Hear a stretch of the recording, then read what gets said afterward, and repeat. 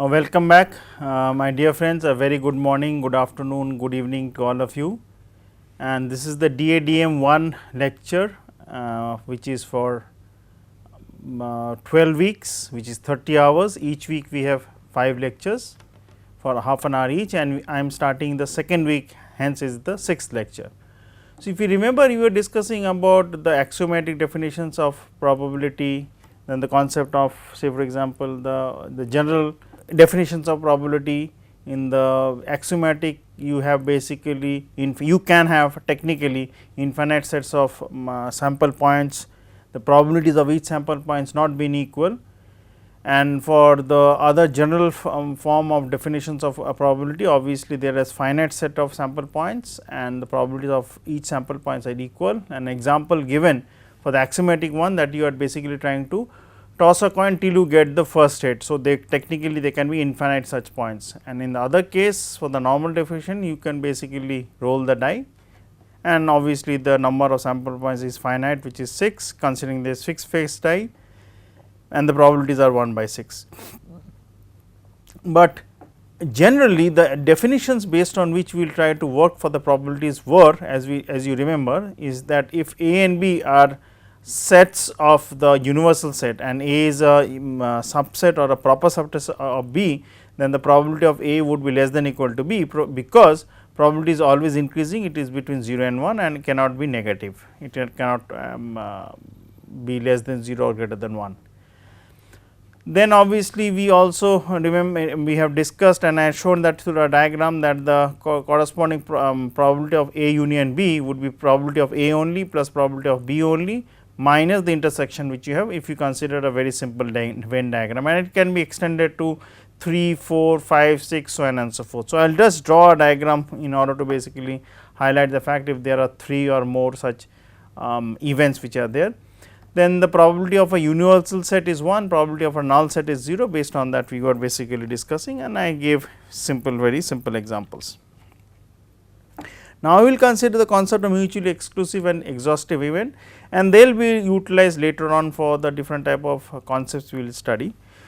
So, the definitions for mutually exclusive one is, consider n events which are basically a 1 to a n, and a n is basically finite.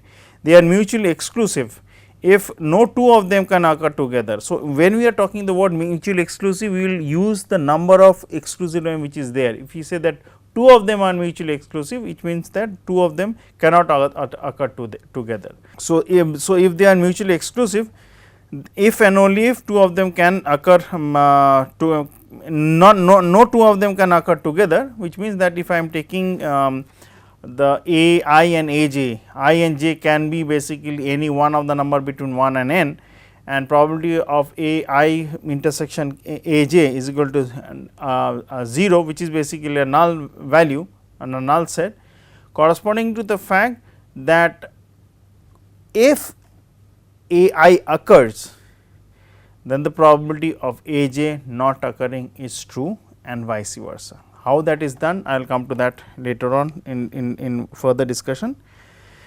And the other definition is mutually exhaustive. It means that if you have another k n number of events, again a 1 to a n and is finite. So, they are mutually exhaustive, that means you exhaust the overall search space if at least one of them must occur, such that the probability of a 1 union a 2 dot till a n basically will give you the universal set which is 1. I will come with examples. Now, suppose a fair die with faces 1, 2, 3, 4 till 6 is rolled, hence the overall sample space would be 1, 2, 3, 4, 5, 6. So, obviously, it is a 6 phase die. If you have a 8 phase die or a 12 phase die, it will be done accordingly. Now, let us define the events accordingly to make our example very simple. So, consider A 1 is an event which consists of only faces 1 and 2. A 2 is an event which consists the faces 3, 4, 5, 6. A 3 is an event which consists of the faces 3 and 5 only. Now, with these 3, we will basically give you the definitions of mutually exclusive and exhaustive. So, I am again repeating, A 1 is an event 1 and 2 faces, A 2 is an event which consists 3, 4, 5, 6, and A 3 is an event which consists of 3 and 5. Now, the events A2 to A3 are A2 and A3 are neither mutually exclusive nor exhaustive. So, let us consider why it is being said. So, consider A1 and A2. So, in A1 you have 1 and 2, A2 you have 3, 4, 5, 6. So, if you consider the intersection of A1 and A2, what you will basically have is that the corresponding A2 and A3. So, if you are considering the intersection of A2 and A3, A2 is 3, 4, 5, 6 and A3 is 3 and 5, then obviously intersection would be you will have. So, A2 intersection A3, what are the common elements? You will have basically, I will use red color first, you will have 3, you will have 5. So, obviously it is not a null set. So, as per, and so obviously probability would not be 0 as per the definitions of mutually exclusive. So, this is not mutually exclusive. Now, let us consider the concept of exhaustiveness. So, let me change the color, let us go to yellow. So, exhaustive means that union of all of them should be the universal set. So, what is the universal set? Universal set, as I mentioned, is I am just not marking, I am just showing it to you. It is 1, 2, 3, 4, 5, 6. So, when I combine A2 and A3, it basically has 3, 4, 5, 6, but it does not have 1 and 2. So, obviously, it is not mutually exhaustive also. Now, consider A1 and A3. A1 and A3 are mutually exclusive. So, A1 which is basically 1 and 2 and A3 is 3, 4, 5, 6. So, if we combine them, there is no common element, hence when we combine, hope you can see the yellow color, A1 union A3 is basically a null set, hence the property of mutually exclusive happens. But if it is not exhaustive, because if we combine A1 and A3, okay, we are coming A1 and A3. So, the elements would be 1, 2, 3, 5. So, 4 and 6 would be left out. So, it is not exhaustive. Now, consider A1, A2, A3 and check the properties. So, A1, A2, A3 if we combine mutually. So, let me change the color to green.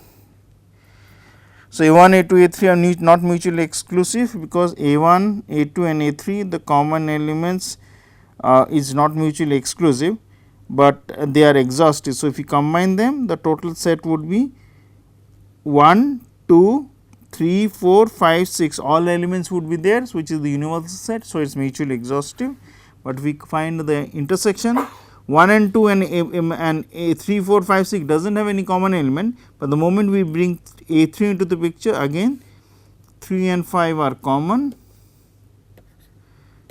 So, hence it is basically not mutually exclusive, but obviously exhaustive. And finally, if we combine A1 and A2, so it is both mutually exclusive and exhaustive. How? Let us see. Let us again change the color to blue. So, when we combine A1 and A2, the overall universal set is formed, which is 1, 2, 3, 4, 5, 6. So, it is basically mutually, it is exhaustive and exclusive, because the intersection if we take of A1 and A2, it is a null set, which is proved as per the definition. Let us consider the concept of conditional probability. Let A and B be two events such that the probability of B is greater than 0. So, obviously, that has to be done greater than 0, not greater than equal to 0. Greater than 0, then the conditional probability of A given B is given by, and let me denote it. So, what we actually mean is like this. Let me change the color, so it is better.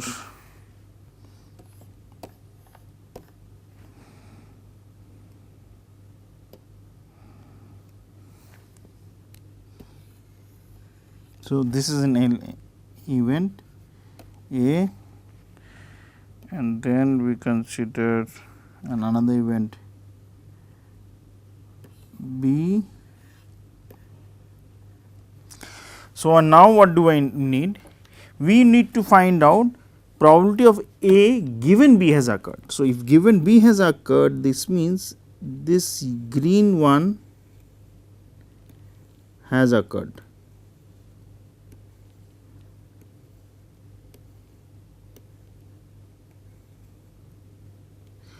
Now, out of that, what is the probability that given B has occurred, A has occurred. So, let me mark it in blue color.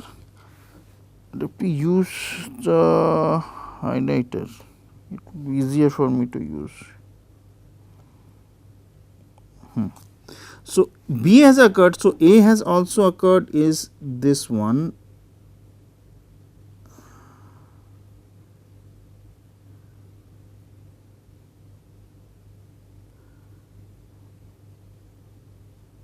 So, when you try to find out the probability, it will be the probability of this blue space divided by the green hashed lines, because it does not give you any corresponding fact that if B has occurred, these portions which I am not marking, but I am just trying to highlight that with my cursor, these portions which are unmarked, which are white in color, has not occurred. So, obviously, they would not be coming into the probability sense.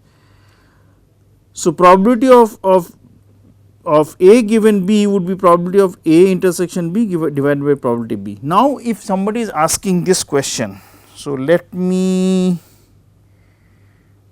write it for ease of understanding.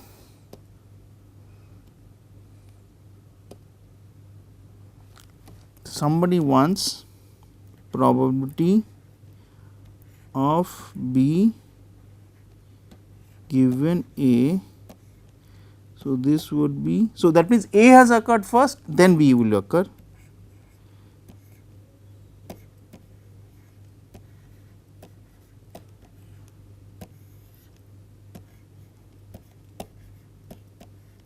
So, how would you denote it?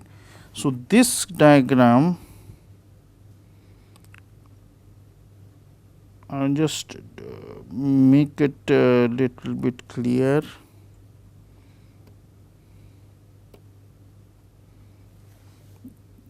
This one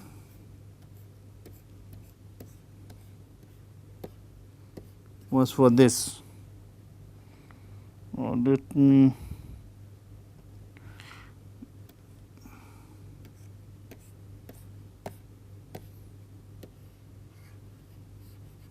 this one. Now, I am going to draw it for this one.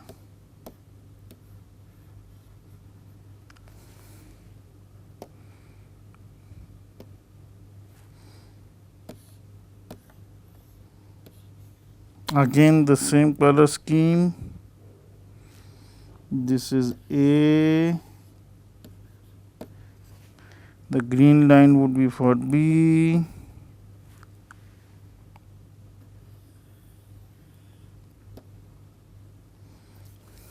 so A has occurred. So, let me mark it .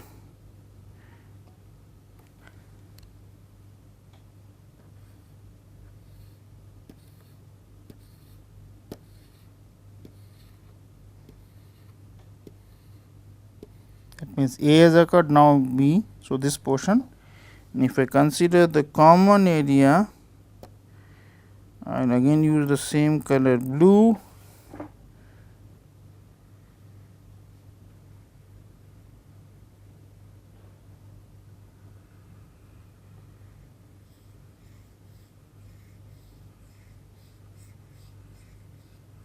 So, this is the overall area. So, this blue would basically signify probability of B intersection A provided A has occurred, and this blue area would basically give you the probability of A intersection B. A intersection B and B intersection A are the same thing, probability of A intersection B provided B has occurred. Now, let us consider the, I will basically delete the diagrams and explain one concept. If you remember that probability of A union B. So, those diagrams I will just consider here for the time being. So, hope you have noted it down. I will just erase this, and this is a little bit earlier part, but we have already discussed that. So, it would not be difficult. It is A I should use colors, we should follow this norm, sorry.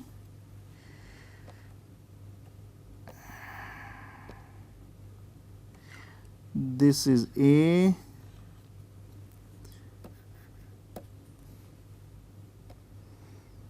this is B,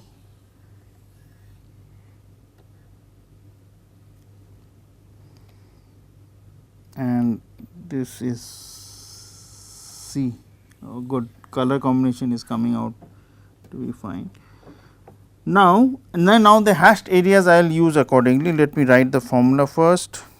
So, if I want to find out probability of A union B union C, so it will be probability of A plus probability of B plus probability of C.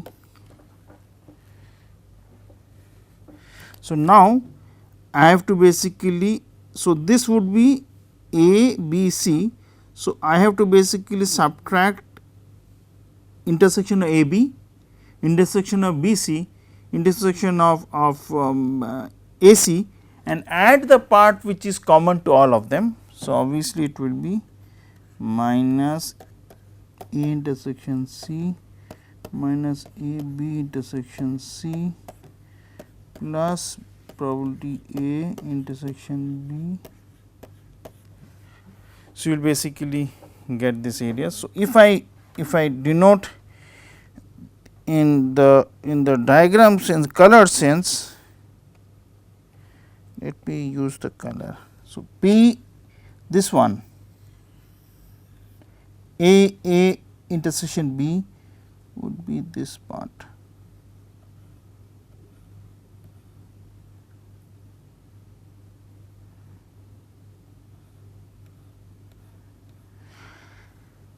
Then if I use the blue color, A intersection C, which is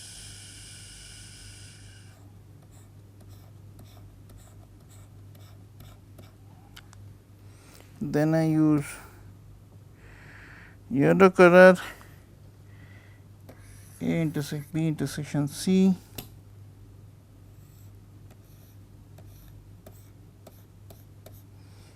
and the common area I will highlight it with say for example magenta. Let me check, no, this would not be there, highlighter magenta. So, this portion would be this area.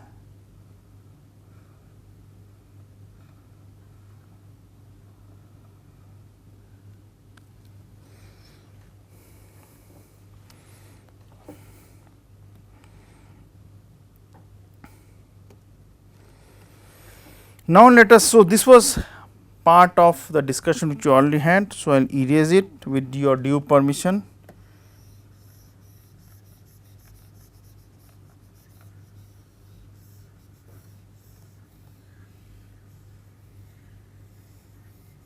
And I come to this example again.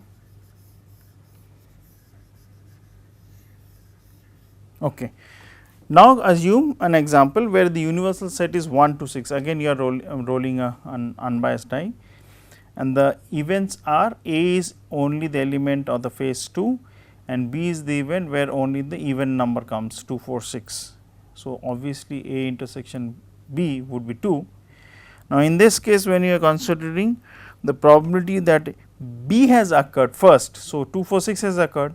So, there are 3 sample points, and out of that if I want to find out what is the probability that A has occurred, it will be 1 out of those 3, because it B is 2, 4, 6, A has occurred which is 2. So, the probability would be technically would be 1 by 3. So, how do you find out technically is the probability of B is 3 by 6 for the overall universal set. So, 3 out of the 6 cases, 3 means 2, 4, 6 out of the cases of 6 which is 1, 2, 3, 4, 5, 6. So, that will come into the denominator, and in the numerator you will have probability of A. So, A is what 1 out of 6. So, it will be 1 by 6 by 3 by 6 is equal to 1/3. Now, consider other way around. When you want to find out the probability of A has already occurred, what is the probability of B? So, A has occurred is 2, So, what is B? B is 2, 4, 6. So, obviously, B has already occurred. So, the corresponding probabilities would be 1 by 6 divided by 1 by 6 would be 1, because probability of A is 1 by 6 and the corresponding probability that B A intersection B would be 1 by 6. 1 by 6 by 1 by 6 is 1. Now, consider a different example which is not given here. Consider the third event C is 1 only, right, and in that case if we try to find out the probability that given B has occurred, what is the probability of C will occur. So, B occurred is 2, 4, 6, C is 1. So, obviously, the probability of C occurring if B has already occurs is 0, hence the probability would be 0, conditional probability was 0. Technically, the probability of C occurring 1 is 1 by 6, but the conditional probability that C will occur provided B has already occurred would be 0. And you can go from conditional probabilities from stage to stage. So, consider this. I will come to the examples and in explanation terms in qualitative sense later on.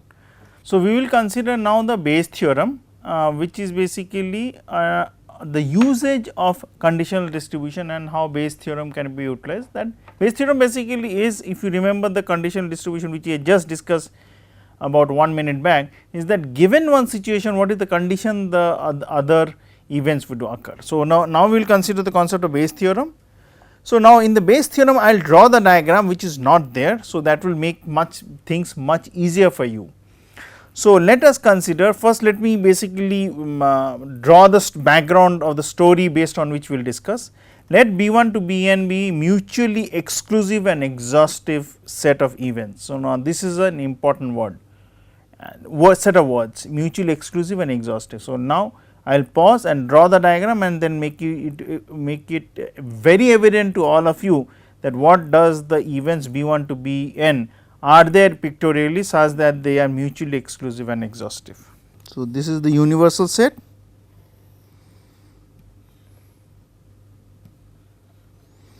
Now, B1 to Bn are mutually exclusive and exhaustive. So, let me draw them, let me use the red color.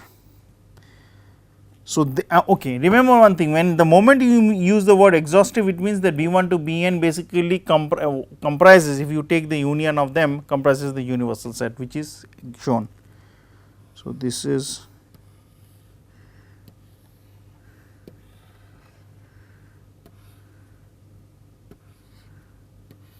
so you have B1, B2, B3, P4, P5, P6, B7, P8.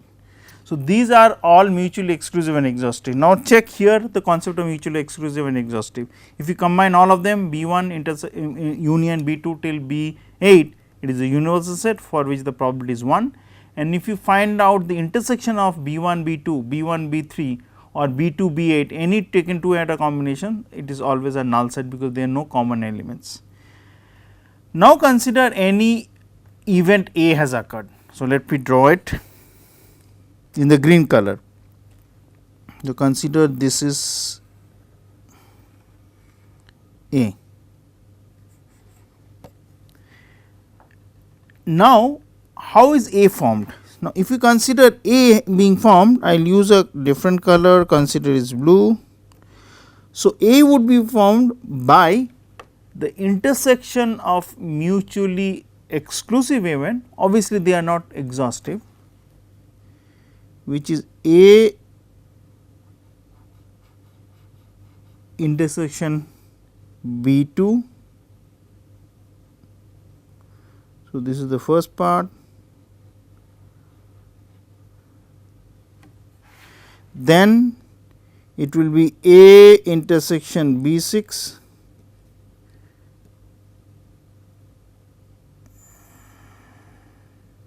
no, let me use a different color as far as possible.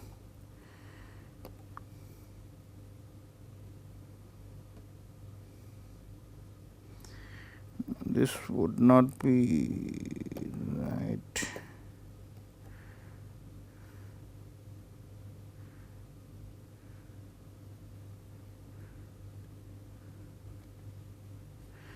So, I will use a different color, say for example, so this is intersection of A and B6.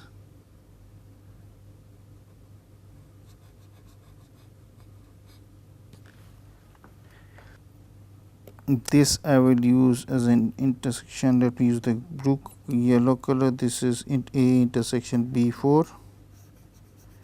So, I go in this way. Now, if we consider A,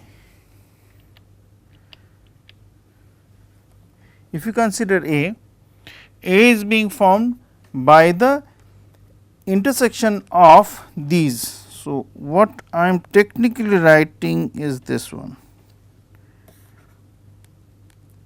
P A intersection B 1 divided by P B 1. So, B 1 has occurred and then intersection A and B. So, obviously, in this case is a null set. Consider we come to B 2. So, this event has occurred, whole B 2, and then we want to find out that the intersection of A and B 2. So, which is this area. So, this area divided by the whole area will give me the first part. I continue this till the last part, B n. So, here it is 8, here it is again a null set, obviously, all combinations will be done. And then if we form it, the corresponding Bayes theorem would come out like this. But what the actual Bayes theorem is, so this is the diagrammatic representation I am now trying to explain. Probability of given A has occurred, what is the probability of any one of them B1 to B8 in this case, or B1 to Bn is occurring. Now, consider this, the denominator is this, which we already know, which is basically P A. But now, look at the numerator. Numerator is technically P B J intersection A given P. So, this would be so this is the numerator. So, this is given by, if you consider now, technically this is true.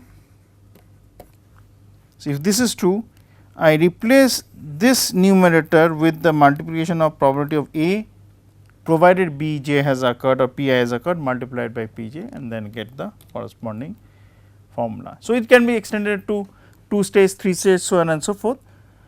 So, with this I will end the 6th lecture and continue a little bit more discussion about, and with very good examples about Bayes theorem, and go into more depth about different distributions and cover it accordingly. Have a nice day and thank you very much for your attention.